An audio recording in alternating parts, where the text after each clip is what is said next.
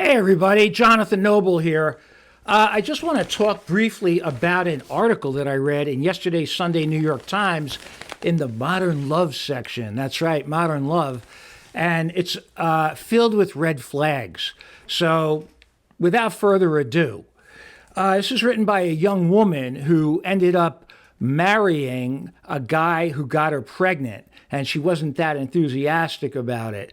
But what really raised my awareness regarding this article is she was talking about dreaming about her next wedding before she even divorced this guy. So she writes, and I'm quoting from the article, I went so far as to imagine what our wedding would look like. That's about with her new love, whoever that is.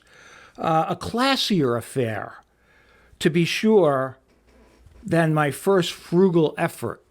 So she married a guy who didn't have or make a lot of money, and it sounds like she had a frugal first wedding. And now, before they're even divorced, she's dreaming about her second wedding. In the article, she also talks about how she can't be alone and how she goes about seeking validation from prior boyfriends and from other people. What a mess. I can't tell you how many times I've seen this in my divorce practice where someone will go in blindly, have a lukewarm relationship, maybe get married. This looked like a shotgun wedding where she was pregnant and they got married, but she ended up not delivering the baby. She miscarried, but she was still married to the guy, and she wasn't happy about it. She broke up with him years ago when she went off to college, and she came back to where she was living. What a mess. So what's the point of the video? The point of the video is this. As a divorce lawyer, I see people who can't be alone. So what do? They make a big mistake. They get married, and they're not compatible with the person. I've seen young guys think that, this woman is the greatest person that they've ever been with, but they don't have enough experience to really benchmark it. So they end up getting married, and it's a huge mess. You bring kids into the picture, and then there's all kinds of child custody, child support issues. His life will never take the same trajectory that it could have if he was just more discerning or if he stayed single.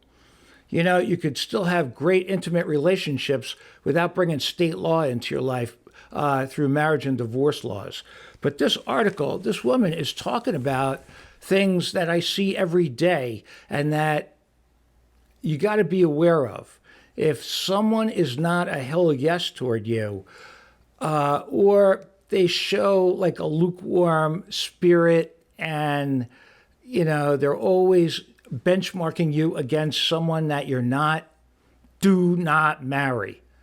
It's that simple. You'll end up in my office, and I'd rather have you go live a happy life, all right?